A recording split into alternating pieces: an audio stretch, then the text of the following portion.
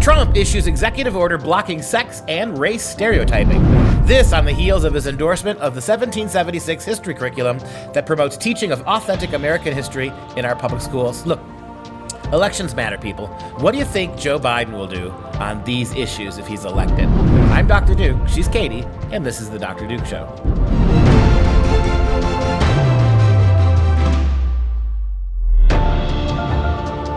Hello, everyone, and welcome to the Dr. Duke Show, the only program that keeps you educated on the craziness impacting K-12 classrooms and college campuses around the world. Today, we start with a story that we gave you a little tease of a couple weeks ago, but we want to do it again because there are more facets to it. Today, we start with a new executive order from President Donald Trump that aims to stop the promotion of radical ideology that divides Americans by race and by sex. And so we go back to what we showed you a while ago about how Donald Trump now is insisting that we get back to the teaching of American history that is predicated on truth, is predicated on a overwhelmingly demonstrable narrative of progress, not the 1619 nonsense.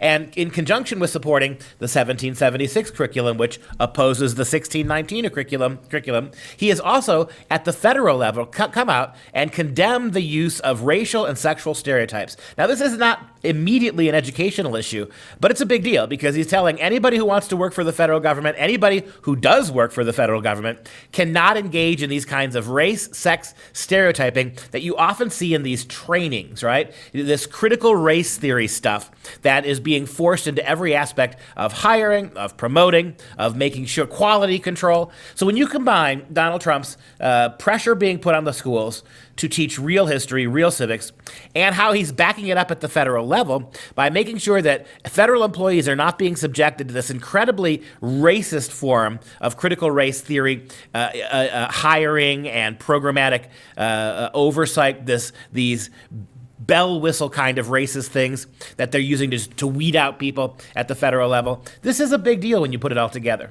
And the way it's worded then in the executive order that was put out, according to the White House own website, they say this is in order to promote economy and efficiency in federal contracting, to promote unity in the federal workforce, and to combat offensive and anti-American race and sex stereotyping and scapegoating, which, as we know, we've seen throughout the federal government over and over. So they are trying to put a halt to any federal agency's ability to do this anti-racism training.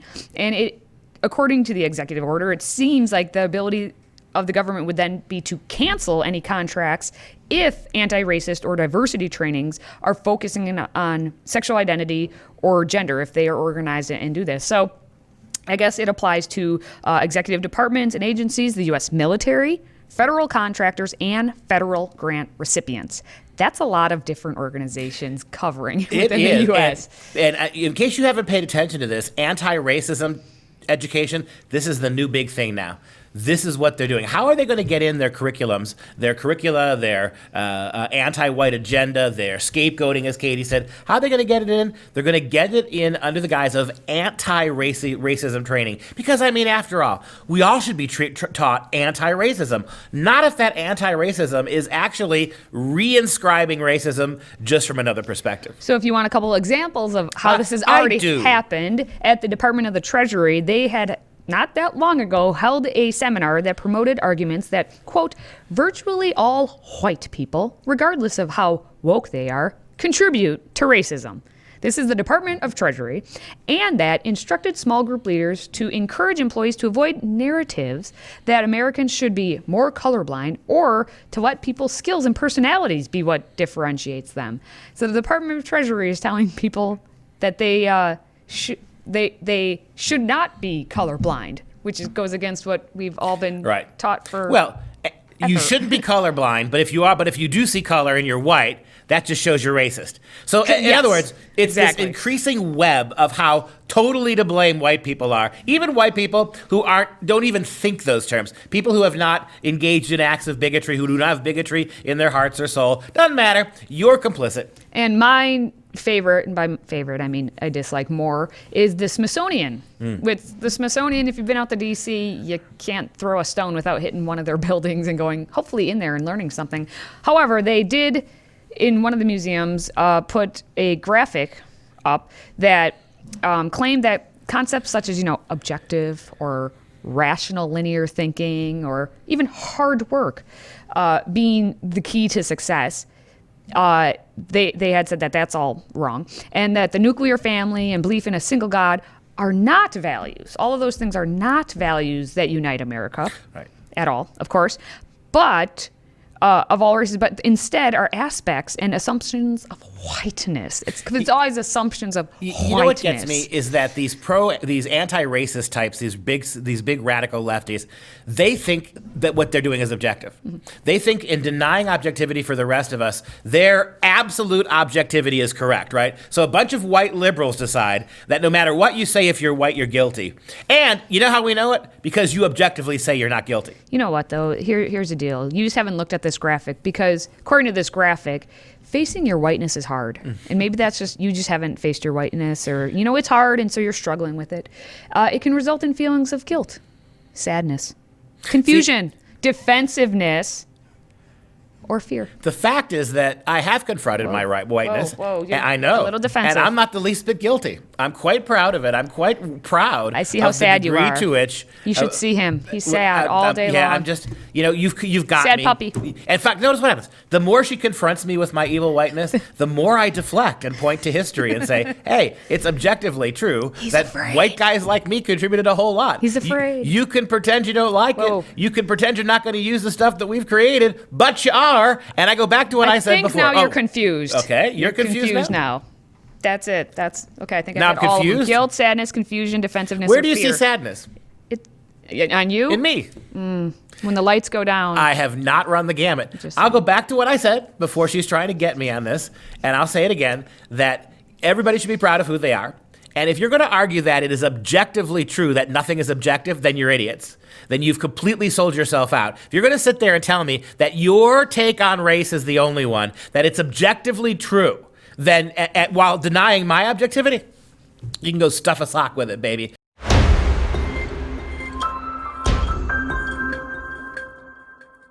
So not that far down the road from Washington, D.C., where the Smithsonian is, or the Department of Treasury is, we have one of the richest school districts, the Loudoun County Public Schools in Virginia. And they had decided that they were going to tell their teachers basically what part of the First Amendment that they can actually use. So they were going to kind of say, well, you can quash this free speech if it goes against what we want, but then you can use your free speech for things that we actually don't care about.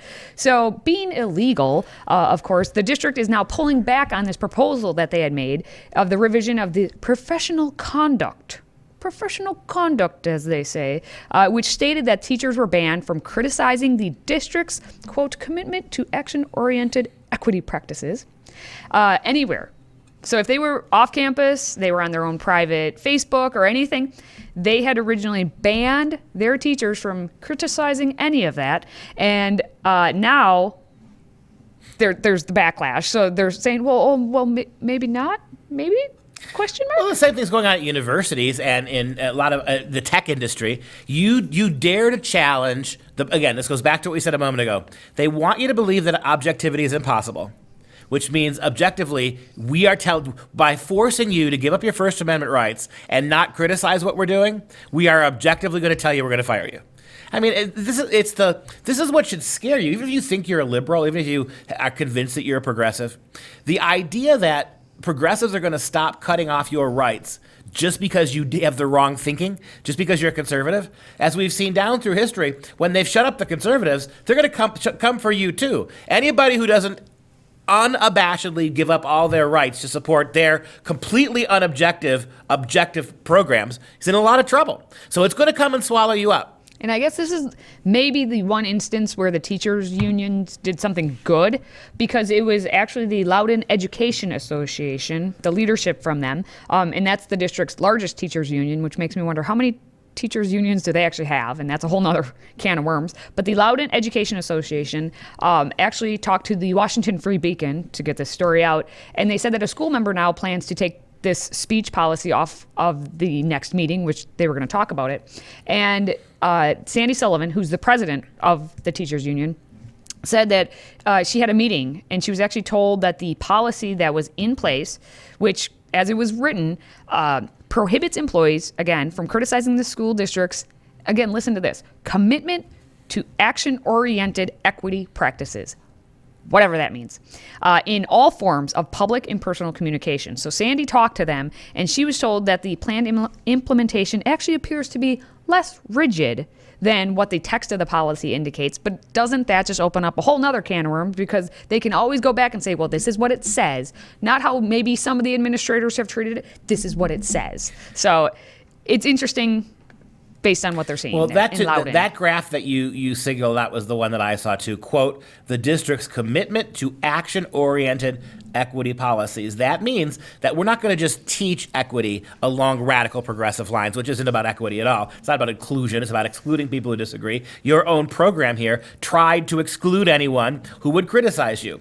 That's not equity. That's a lot of things, but it's not equity. But when you say action-oriented, that means we are not going to simply teach this. We are going to, this order is action-oriented. The fact that we tell you we're taking action, we're telling you as employees of our school district, you will not criticize what we're doing in any format, not just the ones that are associated with the school, your own Facebook and your own private conversations in your kitchen. Yep. You will not criticize us, and if we find out differently, we're going to take action-oriented behavior to get rid of you. Yeah, and the parents are also speaking out on this. They actually formed a group called the Parents Against Critical Theory, PACT. I kind of like that.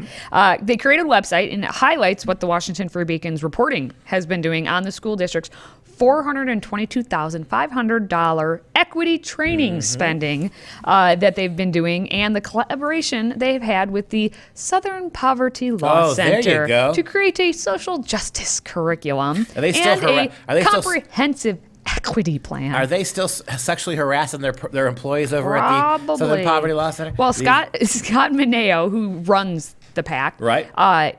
He said that he told the Free Beacon that the parents are worried that even if the policy is altered or voted down, it won't be enough to deter the radical administrators. He says, the board and the superintendent have already passed this comprehensive racial equity plan unanimously. Even if this proposal to punish teachers fails, I don't think for a minute that they don't have something else radical and unconstitutional up their sleeves. Right. And one of the other things besides the fact that now objectivity is white supremacy, the idea that we're shooting for perfectionism, we want to get things right, is white supremacy. You know what else is white supremacy, we've learned? The Constitution. Oh, yes. If you say it's not constitutional to do this, you're engaging in white supremacy, right? Because what they want to do is take your authority away. Everything is, to the left, everything except what they say is subjective, right? They alone own objectivity. Their radical left-wing thinking, their materialism, their secularism, all of that can't be questioned. As we see here, you teach in this Virginia district, you could be fired for having a different opinion. So the more they scream that objectivism is white supremacy, the more objectivist they behave to their own stupid opinions. And they want to get rid of authority, right? So that means all your religions, right? One God, the idea that there's one God, that's objectivity, right? So you could have every God, or you could have no God, but you can't have one God, right? So you either worship all of them, which is to say you worship none of them, or you have none, which also means that there aren't any. So this is the way and that, my friends, is a shockingly objective way of viewing God. And there's no way around this.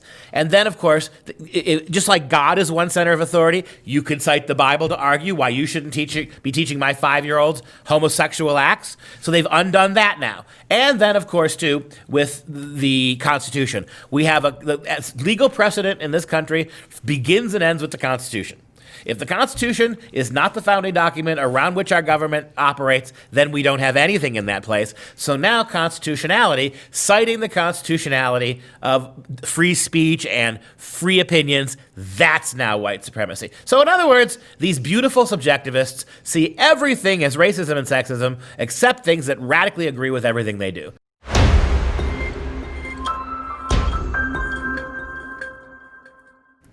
The Ohio State University is back in the news again because they're being absurd again. This time we find out, because of, white supremacy, white people aren't actually affected equally as minorities when derogatory terms are used against them. And therefore, punishment for said use, it just should not be the same. Well, it shouldn't be. right? What they're saying is that we're not going to punish people who say derogatory things against white people because white people don't, it doesn't hurt as much. It does. So that's like saying, I'm going to run over a black person and a white person with a car. Oh, are you now? But when I run over the black person, he's not actually going figuratively, to do it. I'm going to run over a black person and a white person with a car. When I run over the black person, that clearly is a hate crime. But when I run over the white person, simply because of the color of their skin, it doesn't affect them the same way. Now, they may have the same tire treads over their forehead. They may have the same caved-in skull. But in one case, Ohio State's trying to tell us it means more. It means more. Okay, here's the backstory. So back in September, the university sent a public safety notice out to the student body that mentioned a hate crime that was done by 2 black suspects, 1 man, 1 woman, near the campus. So they were alerting the public, at least the ones who were on campus. Initially, race was not mentioned at all in the notice, which was an email. But a few days later, it was revealed that the victims were white. So you have 2 black suspects, a man and a woman, and some white students. Okay. One suspect actually punched a student in the face and yelled a racial slur. So Right. can I just underscore that? Black person punches white person while using a racial epithet against white people, right? That's a headline, yes. Okay, thank you. University Police Chief Kimberly Spears McNatt stated, according to The Lantern, which is a student newspaper, that the university is required to report information regarding hate crimes under the Federal Clery Act, which requires colleges and universities that receive federal funding to disseminate a public annual security report, as well as specify policies about crime reporting on and around campus. So this was on and around campus. Yes. Okay. Notice how many subjective facts we've just listed. Yes, here's the kicker. After students complained and protested outside of the school's administrative office, OSU Director of Public Safety, Monica Mole, released a statement explaining that the department recognizes derogatory terms used against white people, quote, do not have the same impact they do on marginalized groups. Ooh, Mr. Carter. Do those white phrases actually have the same painful impact when they're accompanied by a fist to the face? Oh, Mr. Carter, is it not true that the words, when added to a big fat fist in your face, provides equal pain? Or are they actually trying to tell you what I just said? You run over a black person, you run over a white person. It hurts, and when you're doing it, you're screaming racial epithets. Yep. But guess what? It's not the same thing when you run over the white guy. No, not according to Miss This is Ohio's, Monica this is Mole. Buckeye thinking right there. Well, Stinking meanwhile, thinking, Buckeyes. Meanwhile, here's another kicker, or maybe it's another punch. We'll see. OSU Chief of Police, again, Kimberly Spears McNatt, had this to say. Being an African-American female and being in law enforcement, I personally take a lot of pride in making sure that we maintain a good relationship with our community. And the officers in OSU PD take that same pride. That's embedded in our core values. For some members to feel that I personally am not concerned about the black students on campus, that could be the furthest from the truth. So these kids heard that a bunch of white victims were punched and the racial slur by black people. And it was labeled a hate crime. And what then, else would you call it? And then they decide to go complain and protest. And they're yelling about the black female police chief releasing the information, as she must do by the Clery Act. That's what we live in today. So this is the world we live in. This is where we are. These Ohio State kids are not protesting a racial act on campus. They're not protesting the fact that race was used to punch somebody in the face. They're not protesting the fact that racial violence should never have a place on Ohio State University campus. What they're saying is, when it's done by blacks against whites, we will ignore it. We will pretend it doesn't happen, and we will take you, and if you're a black female police chief who is obligated by the law to report that to Washington, D.C., and you do so, we will hold you accountable too. And the university will be we're on the student side. And you think you can negotiate with these universities? You think you're going to negotiate with these people? You think what they really care about? And it's the students who have been groomed by the university professors to think this way.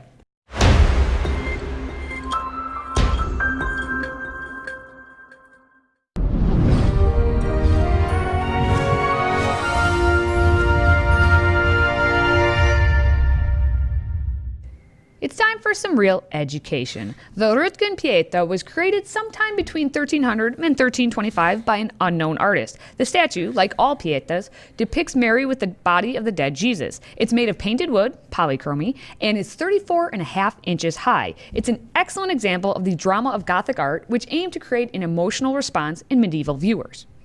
Yeah, take a look at these images here. When you see that, you might be tempted to think that this is modern.